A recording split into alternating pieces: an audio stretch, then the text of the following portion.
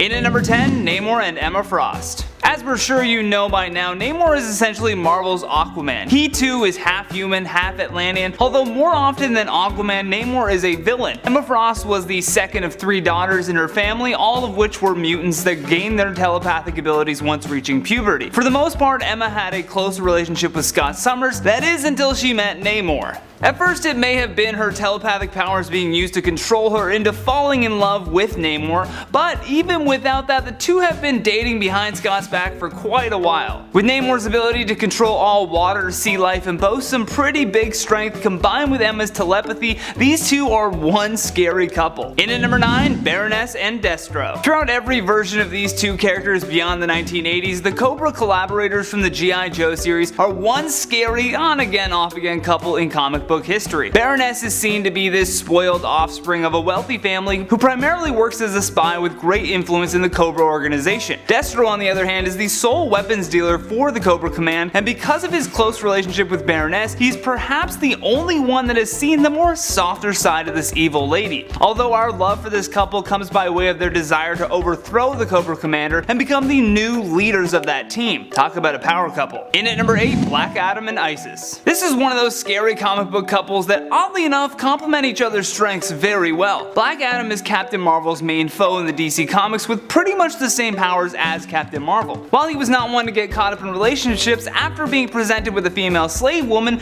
Black Adam shows his softer side and decides to free the woman. It's soon revealed that this mysterious slave is actually the living embodiment of the ancient Egyptian goddess Isis. And while both of these superpowered beings are no stranger to showing off their powers, Black Adam's love and compassion for Isis is what actually keeps her from being the petty villain that she is, most of the time. The other half is her using Egyptian magic to curse people. In at number 7, the Joker and Harley Quinn. What began as a workplace fling soon snowballed into without a doubt the most famous supervillain couple in comic book history. The pair's toxic mixing of their own madness has been the perfect recipe for fans to really have a love-hate relationship for the Joker and Quinn. More often than not, they are viewed as a largely unhealthy relationship, but how else would you expect two complete psychos to be? Their twisted views of the world and overall lack of compassion has made them quite the scary and unstoppable duo. In at number 6, Spider-Man and Black Cat. The countless on-again off-again relationship between Spidey and Black Cat has become a fan favorite to watch develop over time. After first meeting in the Amazing Spider-Man number 194, Peter tried to see the good in Black Cat and thus gave into her infatuation with him. Although it became more and more obvious as time went on that Black Cat only wanted to be seen with Spider-Man and not Peter Parker, the unmasked child. As we mentioned, this relationship may have been a fan favorite, but for the most part it wasn't for Peter. Telling someone that you want to be in a relationship with them but they have to wear a mask isn't exactly the best grounds to start on. Plus, for the most part, Black Cat hasn't been the most reliable partner either. More of a nuisance for Peter to deal with than anything else. But we still love him. In at number 5, Rogue and Gambit.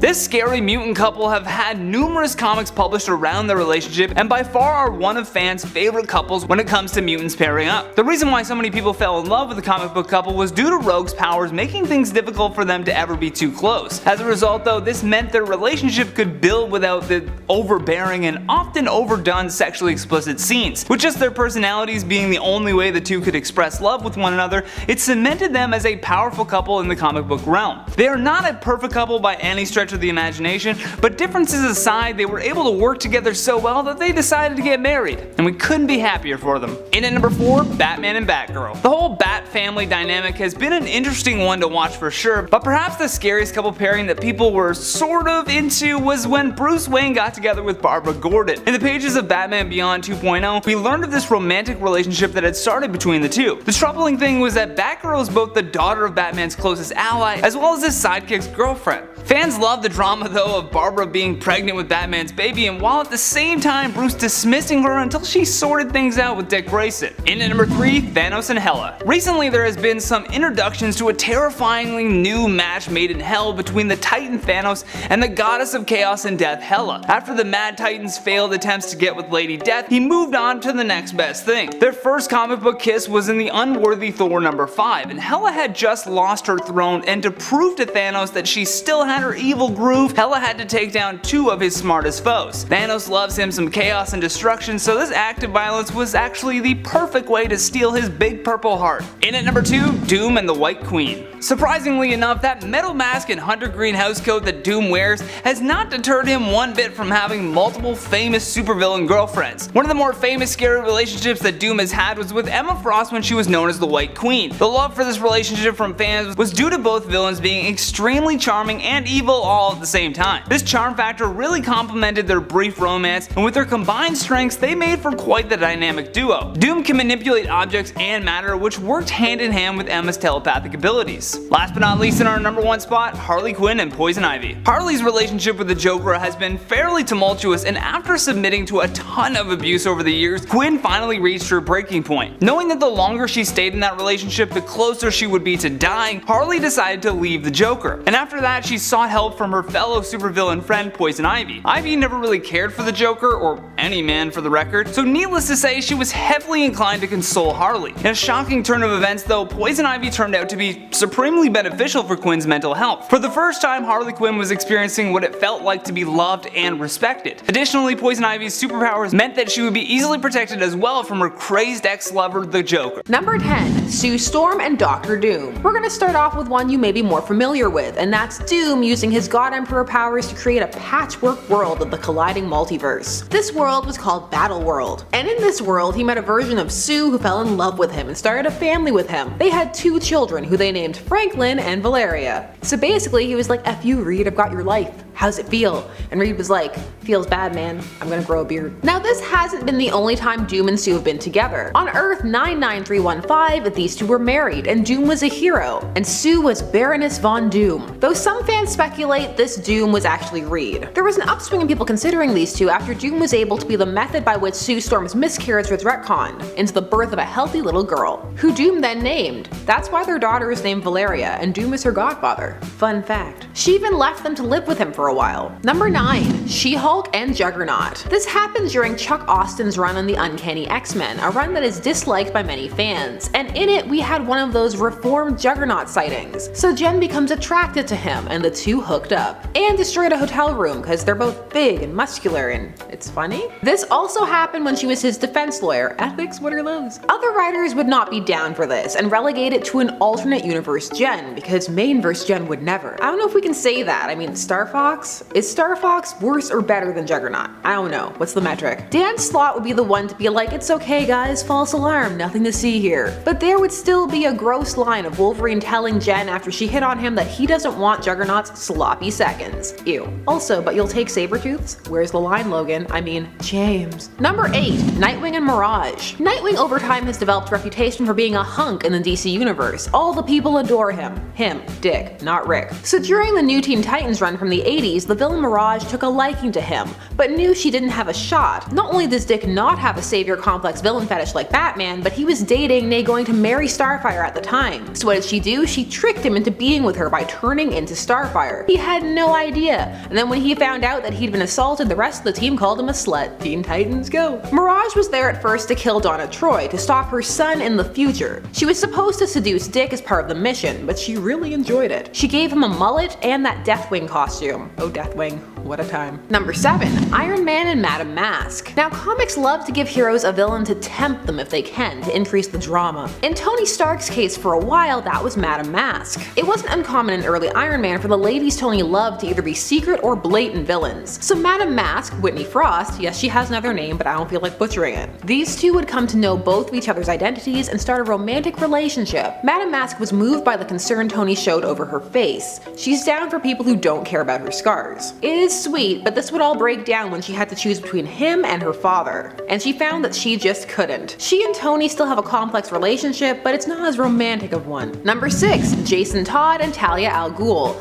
Let's squick you out. Now at the time this happened, Jason was not a superhero, but he would be if you count Red Hood like that. And he was Robin before, so haha, take that, it counts. So initially, after Jason was resurrected officially after the fake out Hush resurrection that would then turn out to be real, complicated yes, Jason would have a backstory of being taken from the streets by Ra's, who was training him to use against Batman, but he was a bit more of a brain dead husk than who he used to be. Then Talia took pity on him and put him in the Lazarus pit. She was treating him as a mother figure would. She took him under her wing and trained him, but she would then tell him about Tim Drake, the third Robin, to get him all riled up, and also tell him how Batman had at that time taken out her father, and that she needed him to punish him for her. Then she had sex with him.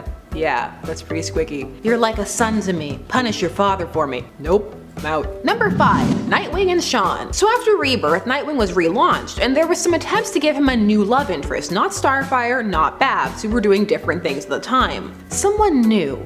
Enter Shawn, who was a real minor villain. The comic even at times calls her an activist. So she would graffiti things, and she was called the Defacer. Is it the Silver Age? Because they want their character names back. In Rebirth, he was supposed to have met her while he was still working with Batman, but despite being essentially a tag artist, she was a match for Dick in every way because of her father. Her big plot with Dick was that she was maybe pregnant. Pregnancy scare. Dun dun dun. This relationship did not end up lasting. Number 4. Scarlet Witch and Dr. Doom. This comes to us from Avengers: The Children's Crusade, a miniseries where we see the young Avengers seeking out Wanda because Wiccan, her son, through complicated retcon, has begun to experience his own reality-altering powers. So he wanted to make sure he didn't, unmake the universe. So when he finds out she's at Doom's castle, he goes to rescue her, only to find her in Doom's colors, which in comics is an instant romance cue. You change your color scheme, you might as well go buy a house together. In fact, when Wiccan asks if she's okay, she says, yup, she's marrying Doom tomorrow. So she's great. Baroness Von Doom, here we come. But it turns out that this wasn't a genuine courtship, which is a shame since the two do have a lot in common. Instead, it was Doom who was manipulating her to be with him in a bid to keep her sane, and keep her away from the memories of her past self, the whole no more mutants thing, also House of M. This was to make sure she wouldn't wipe out a whole species again or almost wipe them out. But Wanda remembers, and actually after a bit of finagling goes back to Doom, but not romantically, but for help, because he's such a master sorcerer and all, but there seem to be some lingering feelings there. But the ritual they have to do turns Doom back into Hot Doom, which we can never have. That's not the status quo anymore. So he poofs out, so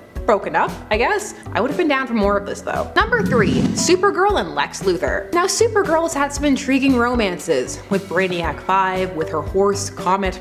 That was when he was posing as a man. But the Lex plot was a bit disturbing. At first it appeared she was with his son, Alexander Luthor Jr., which would have been okay. But then it turned out that Lex was inside his son's body posing as his own son. But this Supergirl was slightly different, she was known as Matrix, there was other Earth stuff involved, it was pretty convoluted. However, Luthor wasn't even with her because he wanted to be with her, it's because he wanted to develop clones of her, which is pretty standard Lex fare, just look at Connor. Clones everywhere. But that's a relationship ender, so she dumped him back in 1994. Number 2. Wolverine and Mystique. So remember when Wolverine was all no sloppy seconds? Well, he doesn't mean it, because he ended up hooking up with Mystique, even though I guess technically he was the first. It doesn't matter, it's still a gross line. The two actually met back in 1921, and she used him in a bank robbery, but these two would always drift together because of, their connection and the fact that they've both been around for longer than other people, and will be around for longer than other people after too. They have also moved in the same circles, kind of on opposite sides. They just kind of fall into each other, sometimes, but it rarely lasts. Too much bad blood and history between them. Mystique has her beliefs, and Logan has his angst and his pain, and the twain very rarely meet. But this is one that some fans would like to see more of. Would you? Let me know down below. And number 1. Batman and Nocturna. Let's be real, I have a hard time seeing Batman turn down many of his rogues if they propositioned him. If you wrote it right, you could probably get away with it. He really wants to see them get better, to see the light. So at one point in his history, he had a relationship with Nocturna. This is pre-Crisis Nocturna. This plot, oh man. So Nocturna became one of those people who was entangled with both Bruce Wayne and Batman, but she also got into a custody battle with him for Jason. She was a surrogate mother to him and even adopted him. And you know what she didn't do? Sleep with him. Looking at you, Talia. But she didn't want to take Jason away from Bruce, so she proposed the next best solution in her eyes, an actual proposal. The two would get married and be Jason's parents together. Poor Jason, just being used as a pawn. She was actually in love with Bruce, and they did get married, but obviously it did not last. Number 10. Batman and Wonder Woman. So this one is at number 10 because, this pops up a decent amount, and was even part of the DCAU, that being the DC Animated Universe, with Wonder Woman being a pretty aggressive go-getter about it. Most people in that canon remember that episode where Wonder Woman gets turned into a pig, and to change her back, Batman has to sing for Cersei, and he does. It's all very sweet. However, in comics, this has been flirted with as well. It's usually as an Elseworlds thing, but they were also together during the Obsidian Age saga, a post-crisis arc that now no longer counts, like so so many things, so many universes reset. This one falls into a Man of Steel, Woman of Kleenex argument for some, saying that Batman would be too fragile. I mean, remember when she shoved him in Snyder's Justice League? Another series that was hinting hard at this. When people tend to pair Wonder Woman in the Trinity, it tends to be with Superman, but that will run into a backlash with some of being too obvious, where they felt that Batman and Diana is a more unique dynamic. Which do you prefer and why? Tell me down below. How do you feel about Wonderbat? Yes, I use the ship name. I'm that type of person. You know this by now. Number 9. Nightwing and the Huntress. Here we go. Post-crisis. So Helena Wayne has become Helena Bertinelli and is now a loose cannon who does what it takes to get the job done. She would end up having a relationship, a brief one, with Nightwing during one of his more angsty periods. They would even have a mini-series together where their dynamics would bounce off of each other. Her succeed at all costs and his Batman training, which more often expressed itself in the need for limits. It was a 4-issue mini. He tries to get her to change her ways and gives her the whole "we're both lonely" speech, which is a bold play, but if you get the person at the right time can be super effective, and it works here. I mean, this gets them sleeping together and then Barbara calls and it's super awkward because they were a thing and he's all, "Shh, you'll wake her up." Like, wait a hint, Dick, you didn't have to say that. She's over there. So this was a kinda sorta love triangle, but not really. It ended up being treated as a bit more of a physical thing, and it would carry over into new timelines, but it's not, for most people anyway, who people envision either of these characters with. Dick has his ship war with Barbara and Starfire, and there was a big push for Huntress and the Question, largely thanks to the Justice League cartoon, where they were super cute. Number 8. Spider-Man and Mockingbird. So Spider-Man has had many a superpowered or superhero girlfriend, and one of them has been Mockingbird, who was actually married to Hawkeye for a bit. I'm telling you, Hawkeye, secret relationship ninja. Now, Spider-Man and Mockingbird was set up as a bit of a mismatch, but was also supposed to be the relationship that was going to help Marvel move past One More Day. One More Day is the infamous storyline that ended Peter and MJ's marriage via demon divorce, and for many, MJ and Peter are endgame. So this was a relationship. She was Spider-Man's super spy girlfriend, who started hooking up with him while Peter was the head of Parker Industries, and had his life in order. However, from the start, there were signs, like for example, Bobby didn't find Peter funny, and he quips all the time. Red flags. And then Peter would be reset again. So he would go from "I have a job and things are working out" right back to "he's a menace and he has no job and can't figure anything out, time to crash on her couch and then go find a roommate." Yeah, so she didn't want much to do with this Peter. I can't imagine why. And now has a very looking down on, mean to him, but she secretly still cares dynamic. Or she did. These things shift. Mostly now it's a, "hey, we used to date," and it's super awkward. You know how we could have avoided all of this? By having writers who understand that writing marriage can be interesting and dynamic. You just have to apply more than baseline effort. And I'm gonna rein in my salt, because I'm about to reveal my true form. A little Star Trek joke for you. Number 7. Robin and Spoiler. So this Robin is again Tim Drake. So much Tim on these lists, and for younger fans I know it's like, Tim? So Tim Drake, for a time, had quite the relationship with Spoiler, Stephanie Brown. This was the persona she took on before her death and subsequent resurrection in War Games, where she was Robin. As her death was met with an immediate and intense backlash, especially because it could be read as largely being Batman's fault, and not for a good reason either. She would later become Batgirl, but while she was Spoiler, she was initially largely a foil for Robin. She was the daughter of the villain Clue Master, who was largely a knockoff of the Riddler,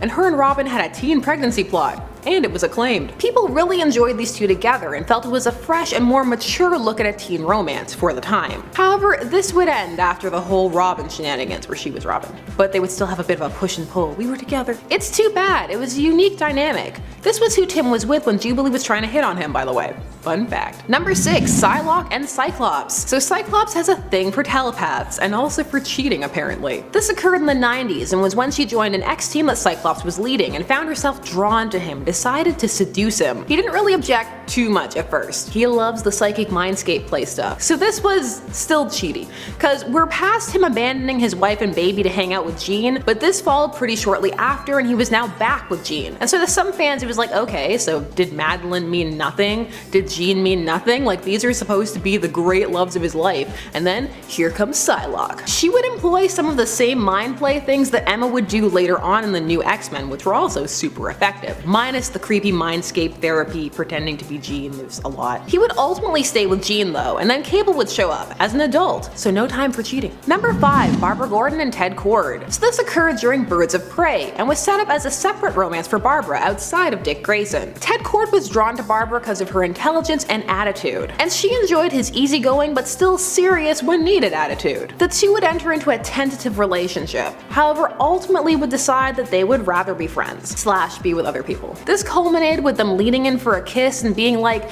I have something to say, and she says, I'm getting serious about someone else, at the same time as he says, can we just be friends? The two have a good laugh about it and there were no hard feelings. Any lingering potential romantic feelings would be cut short by his murder by Maxwell Lord, and since his resurrection post universe-wide reboots, things have been different. Number 4. Captain America, Falcon, and Lady Thor. Listen, I need to specify, when you have multiples running around at the same time, so you know what I'm talking about. Like, some people get really mad when you call Lady Thor, and they're like, she's Thor, and I'm like, yes, but second Thor, and we have adjectives and descriptors for a reason. She's not even Thor anymore. There's just so much happening there. So this happened in all new, all different, and was, well, there was a battle, and they're colleagues, and the dialogue after their kiss is really weird. Firstly, everyone is shocked, like they've never seen a kiss before, and then she's all, you certainly taste how I imagine Captain America would taste, and he goes, you taste like a goddess. What do both of those statements mean? Like, Squirrel Girl tastes like hazelnuts, that I understand, but what does Captain America taste like?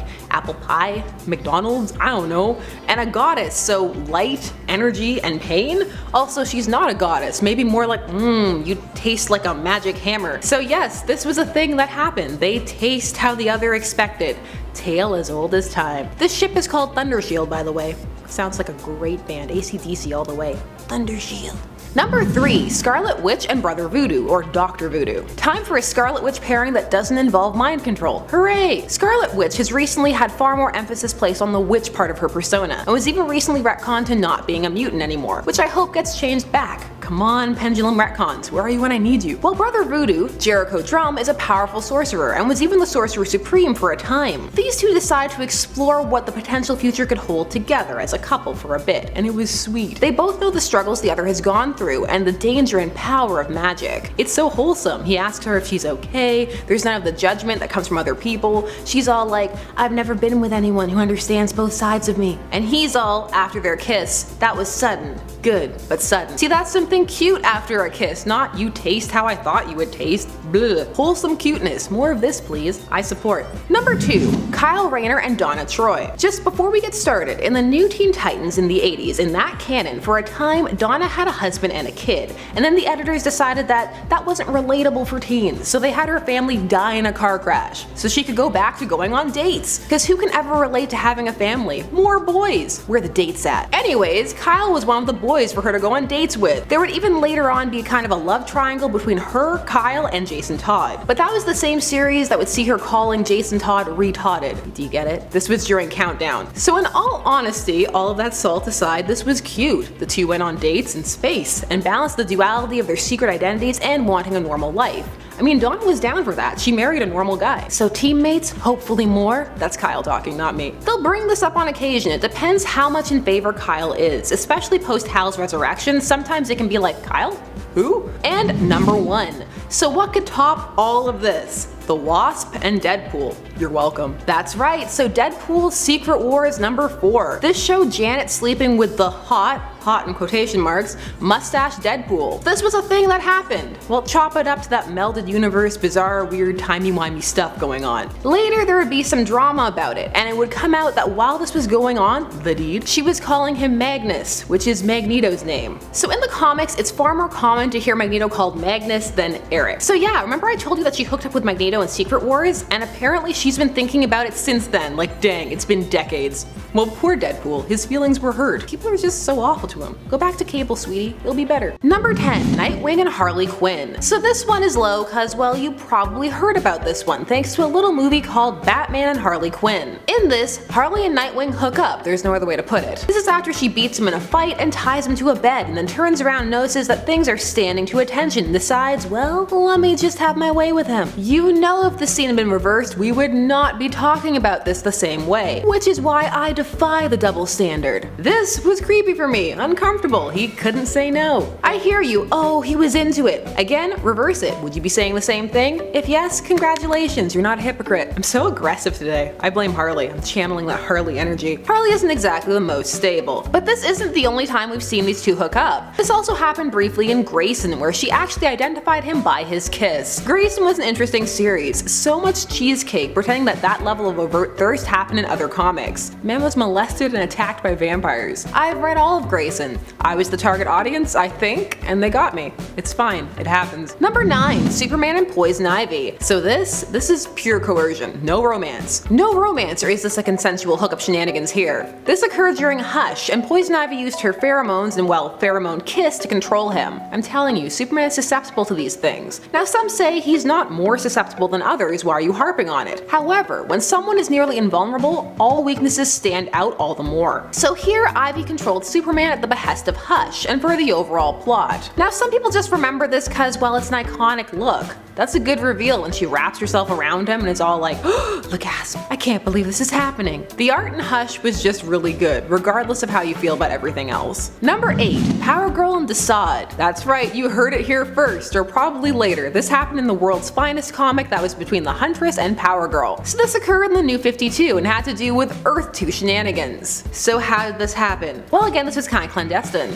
She didn't know she was hooking up with Desaad at first, and there's a great cover with a cell phone, and I'm putting it up, you can see it. So he was posing as Mr. Terrific, who had been exiled to Earth 2, and used that as a chance to make his move and actually succeeded in getting Power Girl to be his girlfriend. So he must have something going on in the personality department. I'm just kidding. She was already drawn to Mr. Terrific. He wrote it in that pre-existing goodwill and relationship. And well, this was short-lived, and Power Girl was furious when she found out. He was just trying to find his way back to Apocalypse. This is if people going and coming from Apocalypse doesn't spell doom for us all. Number 7, Possessed Raven and Starfire. So this occurred during the New Teen Titans run in the 80s, and during this arc, Nightwing and Starfire were getting married. It was huge, we've been building up to it. Well, it didn't happen because Raven crashed their wedding hard, and a Raven who was full on in all hail Trigon, I can't wait to rule the universe mode. But here's the thing, it's what happened when she crashed it that was, well, it was a lot. There was some very suggestive things going on, some BDSM things, like with her forcing Starfire onto all fours and yoinking her hair back. Then she kisses her and is all, dear sweet Coriander, of all those I've taken, so far you have pleased me the most. This while straddling her. How did this get past the code? I have so many questions. Is there a non-R-rated way to read this? Cause if so, I'll accept my new home in the gutter. No judgment. What do you all think? It's a lot of a lot, right? Number 6, Catwoman and Nightwing. So this one is, well, it just happened. I mean, I'm perplexed by this. Does Catwoman fall more into an anti-hero vein? Sure, most of the time, but making out with your main squeeze's son is pretty icky. There were some hints it was to make Batman jealous too. Who are you, Talia? Well, Bruce has a type, I'll give him that. Nightwing was as perplexed as I was. But he went with it, cause that was his characterization at the time. Fun fact, not really actually, but writer Devin Grayson, who would write the arc in which he was raped, would initially blame him for it, only to apologize years later and say she hadn't thought the plot was a big deal. I'm not over it. Anyway, Catwoman and Dick, they made out. Next number. Number 5, Blink and Annihilus. Blink is an interesting character who I have a huge soft spot for because of the Exiles, but she's here because she had a romance with Annihilus, who is a classic Fantastic Four villain. Blink initially comes from the age of Apocalypse, and took up with the amnesiac version of Annihilus. This was in the negative zone, but he called it off when he felt himself beginning to revert back to his original personality, as he really did care for her and didn't want to hurt her. This would be a relationship that would stay with Blink, and when she had the opportunity to attempt to save him, she would take it. However, these days, this is more of a forgotten romance, and for most of us more of a someone was with Annihilus? What? When? Why? Number 4, Ravager and Superboy. This one is a pure fake out. Now Ravager was a supervillain when she first debuted, unstable, working with her father Deathstroke, but over time she joined the Titans. Deathstroke's kids in the Titans, it's a thing. Well, except for his first kid, you know, getting enhanced by the Hive and dying, which started off Deathstroke's whole I gotta kill the Titans thing. Now Ravager is more frequently portrayed as a member of the Titans, or coming around to them very quickly. Now this pairing, her and Superboy, is teased on the very cover of the issue, and just look at Superboy's face, it looks like this is the worst thing that's ever happened to him. But haha, this Ravager was a fake. This wasn't the real Ravager, which I'm fine with. Ravager and Superboy, well, Connor, Superboy, there is more than one now. It's all more confusing than it needed to be thanks to them hyper-aging John Kent, Clark and Lois' son. Take that, Lady of Kleenex mentality. Still, this was a thing. They kissed. It counts. Ha! Number 3, Storm and Dracula. Dracula was super into Storm, wanted her to be his queen vampire. Vampire queen.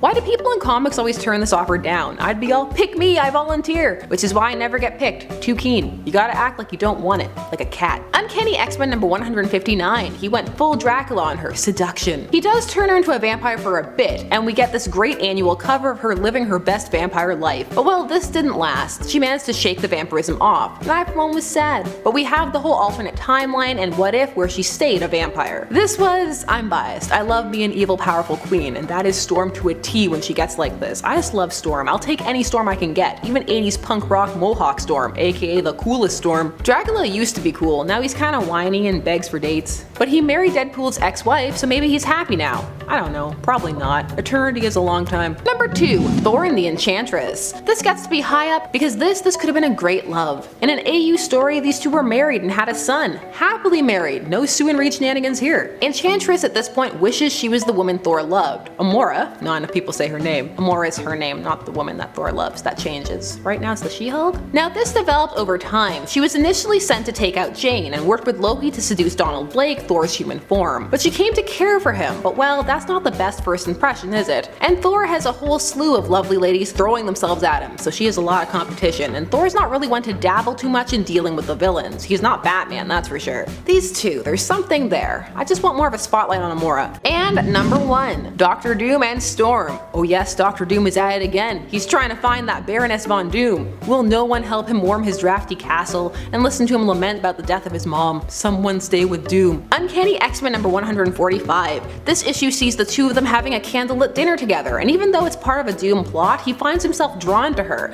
particularly her confidence and lack of fear around him. The way she acts as though they're just equals, and he's super into it. And she seems to like him. She's like, Doom is a fascinating man. And he's like, she's drawn to me like a lioness to a lion, like a queen to a king. Wow, calm it down. Down, boy. He ultimately goes through with his plan with Arcade, but not before saying he finds her enchanting, but then ruining it by adding child to that. Just why, Doom? Go back to like a lioness to a lion.